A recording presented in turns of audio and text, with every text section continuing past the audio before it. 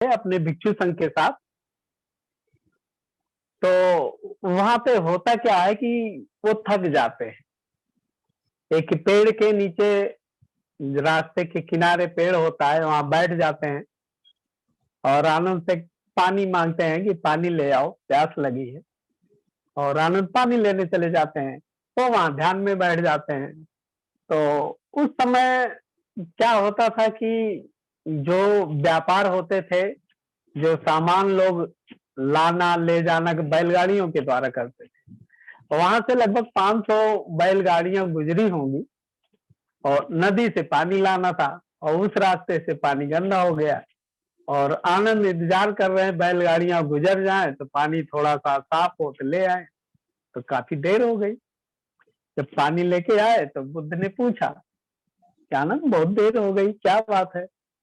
तो उन्होंने बताया, अरे आपको नहीं पता चला, यहीं से आपके पास से बैलगाड़ियां इतनी गुजरी हैं और इसलिए नदी का पानी गंदा हो गया था, मुझे थोड़ा लेट हो गया। तो बुद्ध कहते, नहीं नहीं, हमें तो नहीं पता चला। क्यों? क्योंकि वो ध्यान में एकाग्र हो गए थे। उनका चित्त, उनका मन, उनका शरीर इतना ज्यादा एकाग्र हो गया था, इतना शांत हो गया था कि बगल से कोई शोर भी आ रहा उन्हें नहीं पता चलता। जैसे हम लोग आजकल ध्यान करते होते हैं, क्या होता है कि अगर हल्का सा बच्चे ने आवाज किया या कुंडी खटकी, दरवाजा खटका, हम देखने लगते हैं। अक्सर होता है, हमसे भी होता है, ऐसा नहीं है कि आप ही लोगों से होता होगा, हो जाता है, क्योंकि हम उतने एकाग्र नहीं हो पाते, है ना। लेकिन उस समय कैसी अवस्था उनकी रही होगी, ये ध्यान की अवस्था होती है। तो ये हम समझ सकते हैं कि ये अवस्था कितनी अच्छी और कितनी शांति प्रिय होती है कि इतनी गाड़ियां गुजर गई, उनके पास से गुजर गई, लेकिन बुद्ध को पता ही नहीं चला, है ना, कि उन्होंने कहा मुझे तो कोई आवाज ही नहीं आई। तो ये होती है जिसे हम समाधि की अवस्था भी कह सकते हैं। इतनी जल्दी समाधिस्थ हो जाते हैं। तो इसी प्रकार बाबा साहेब से भी हम समझ सकते हैं। बाबा साहेब के बारे में लोग कहते भी हैं, बहुत लोग जो दूसरे हैं, जो उनको पढ़े नहीं है या जो उनको समझते नहीं है, केवल भावनाओं में बाबा साहेब या जय भीम रहते हैं, केवल वो अप्रैल महीने में या लोगों को दिखाने के लिए, बोलने के लिए। ऐसे लोग अक्सर सवाल करते हैं, बाबा साहेब तो ध्यान कहाँ करते थे। लेकिन नहीं, बाबा साहेब जो कुछ पढ़ते थे, जो कुछ करते थे, बहुत एकाग्र भाव से करते थे। उनका चित्त बहुत एकाग्र होता था। वो इधर उधर कुछ क्या हो रहा उन्हें नहीं मालूम होता था। और उनका भी बहुत अच्छा उदाहरण है, उनके सेक्रेटरी नानक चंद रत्तू होते थे। और वो बाबा साहेब अपना उस समय शायद संविधान लिख रहे होंगे, या भगवान बुद्ध या उनका धर्म, मुझे क्लियर नहीं है इतना, लेकिन इन्हीं दोनों में से एक बात थी। तो उस समय वो बहुत तल्लीनता से लीन थे अपना लेखन में। और नानक चंद रत्तू जब शाम हो जाती है, 8 बजते हैं शाम को, तो अपने घर चले जाते हैं और घर से अपना खाते पीते हैं, सोते हैं, सुबह फिर आते हैं। और जो सुबह आते हैं तो बाबा साहेब वैसे ही टेबल पर और कुर्सी पर बैठे हुए टेबल पर अपना लिख रहे हैं। इतना लीन, उन्हें रात कब बीत गई पता नहीं चला। और जब सुबह नानक चंद रत्तू आते हैं और जब उन पर निगाह पड़ती है बाबा साहेब की, कहते हैं, अरे रत्तू, घर नहीं गए तुम? क्या बात है, अभी मेरे साथ बैठे हो? तो वो ताजुब में पड़ गए नानक चंद रत्तू। बोलते हैं, अरे बाबा साहब, मैं शाम को यहाँ से गया, घर पे खाना भी खाया, सोया भी, सुबह उठा, नहा धो के नाश्ता करके मैं दोबारा आया हूँ। बोले हैं, मुझे तो पता ही नहीं चला। ये होती है एकाग्रता, इसे समाधि कहते हैं। इतना व्यक्ति लीन हो जाता है, क्या रात है क्या दिन है, कौन क्या कर रहा है, कुछ पता नहीं चलता है। एकदम शांत मन हो जाता है। तो ये बहुत ही मतलब बिरले लोगों को ऐसा अनुभव होता है, या जब अभी तो हमने खैर एकांतवास नहीं किया है, जो किए होंगे उनको अनुभव होगा। तो ऐसे लोगों को आभास होता होगा जो महीनों महीनों एकांतवास में रहते हैं, है ना। तो अब उन लोगों के बारे में, जो उन लोगों के जैसा होगा वही बता सकता है कि उनका अनुभव कैसा होगा। तो इस प्रकार से ये एकाग्रता होती है, समाधि की भावना होती है ना।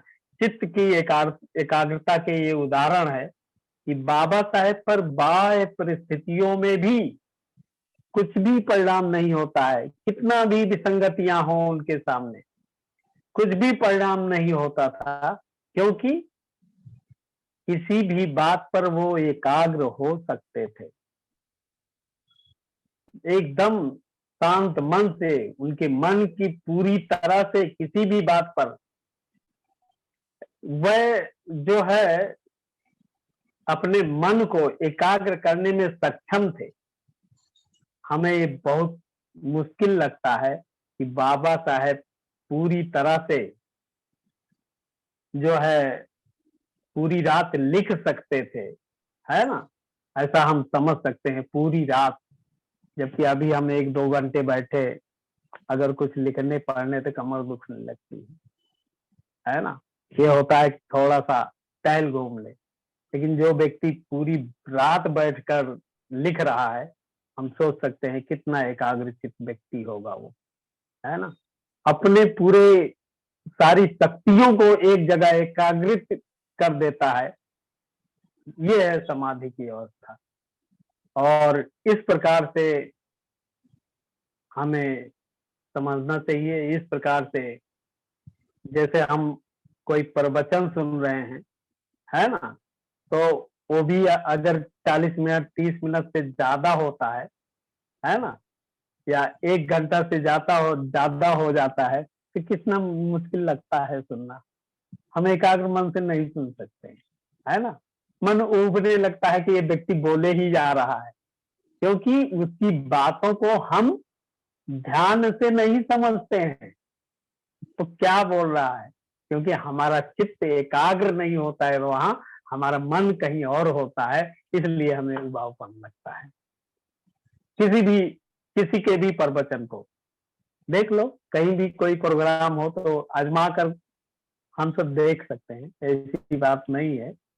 हो सकता है किसी किसी को ऐसा ना हो, लेकिन ऐसा अक्सर होता है। इसीलिए आजकल हमारे संघ में भी मैक्सिमम लेक्चर अगर करते भी हैं बड़े धर्मचारी भी, तो 40 मिनट से ज्यादा नहीं करते, क्योंकि लोगों की भावनाओं को पता है। कुछ तो कहते हैं और कम करो 35 ही लाओ, तो ये बात होती है। तो इससे भी, इसलिए मन से एकाग्रता या समाधि को विकसित करना ही पड़ेगा हमें। तभी हम सुन भी सकते हैं, कुछ कर भी सकते हैं। जैसे हम कोई काम ही कर रहे हैं तो 1 घंटे बाद जी उबने लगता है ना, थक जाते हैं, क्योंकि हम एकाग्र नहीं होते हैं, हम स्मृतिवान नहीं होते हैं, या हम उससे आगे नहीं उठ पाते हैं। इसका मतलब ये भी नहीं है इसे करने के लिए किसी गुफा में रहने चले जाएं या हम एकांत में रहने चले जाएं, ऐसा नहीं है। जीवन के सभी कार्य करते हुए इसे हम सीख सकते हैं। इसे सीखना आवश्यक भी है। जो भी हम करें अपने पूरे मन से करें। जब हम शरण गमन करते हैं तो समग्र मन से शरण गमन हमें करना है, अपने चित्त से, अपने मन से उसको एकाग्र होके, है ना। यही बात पंचशील का पालन करते वक्त, धम्म प्रवचन सुनते वक्त भी होनी चाहिए। और भले ही लोग आ जा रहे हों, उस तरफ ध्यान नहीं देना है हमें। हम जो कर रहे हैं हमें उस पर ध्यान देना है। भले ही रेलगाड़ियां शोर मचा रही हैं, नहीं ध्यान देना है। कुछ लोग ट्रेन में चलते हुए भी ध्यान कर लेते हैं, बहुत ब्रह्मचारी ऐसे भी है। अगर उनका टाइम है ध्यान करना है तो करना है, चाहे ट्रेन में चल रहे हैं, बस में चल रहे हैं, उन्हें कोई फर्क नहीं पड़ता है। बैठे हैं या लेटे हैं, ध्यान हो सकता है। तो ऐसा भी होता है। अन्य किसी भी बात पर ध्यान मत दें, केवल धम्म सुने। इस सिद्धांत को आप हर एक काम में लगा सकते हैं, है ना। चलते बैठते, खाते पीते, उठते जागते, कभी भी। यदि बच्चे हैं जो पढ़ते हैं, विद्यार्थी हैं, है ना, पूरा मन लगाकर पढ़ाई कर सकते हैं। जब बाबा साहेब लंदन में थे तो कहते थे 18-18 घंटे पढ़ते थे, है ना। लेकिन आजकल के बच्चों का देखो, हम दूसरे के क्या, अपने यहाँ का ही उदाहरण देख ले।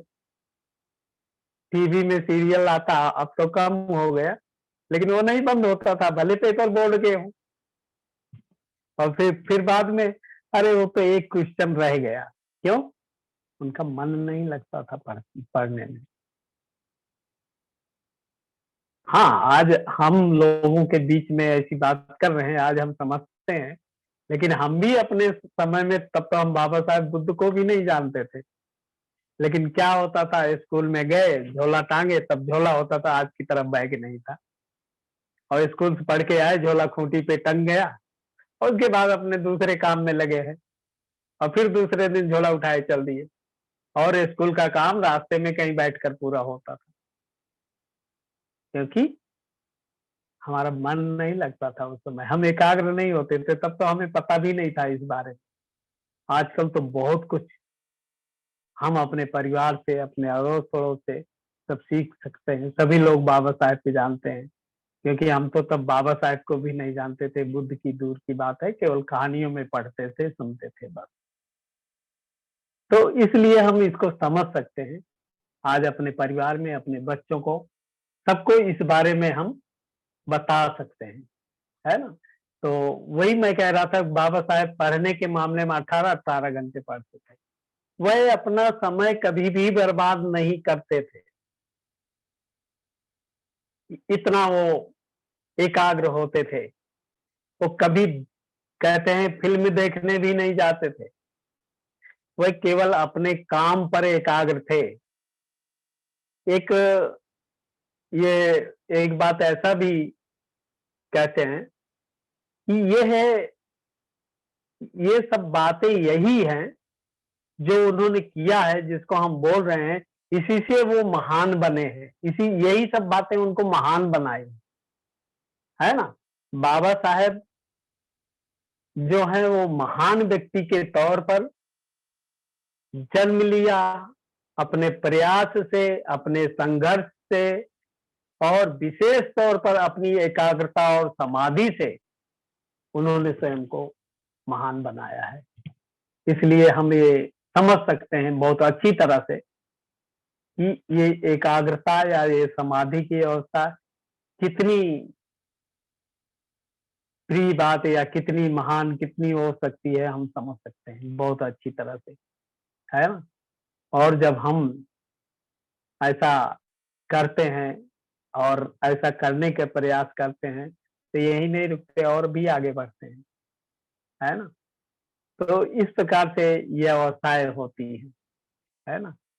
जो हम शांत होते हैं, शांत के बाद एकाग्र होते हैं, हमारी समग्र शक्तियां एकाग्र हो जाती है, तब हम कुछ भी करते हैं। जैसे उदाहरण के तौर पे देखते नहीं है, वो जूडो कराटे वाले ईंटों से, हाथों से ईंट को तोड़ते हैं, क्या है वो? एकाग्रता, सारी शक्तियां इसी हाथ में लगा देते हैं। ऐसा भी तो हम समझ सकते हैं। तो इसी प्रकार हम भी कोई काम करते हुए, कुछ भी करते हुए, इन बाबा साहेब बुद्ध के उदाहरण को देखते हुए, चलते बैठते, उठते सोते जागते, हम कर सकते हैं। तो इन्हीं सब बातों के साथ हमें ध्यान भी करना है। आज मैत्री भावना ध्यान करना है। आप लोगों ने मुझे सुना बहुत चंद शब्दों में, बहुत कुछ जो आपने पहले भी सुना होगा, मैंने फिर भी दोबारा बताया है, फिर भी आप लोगों ने सुना। मैं आप सभी लोगों को बहुत बहुत पुण्य अनुमोदन करता हूँ।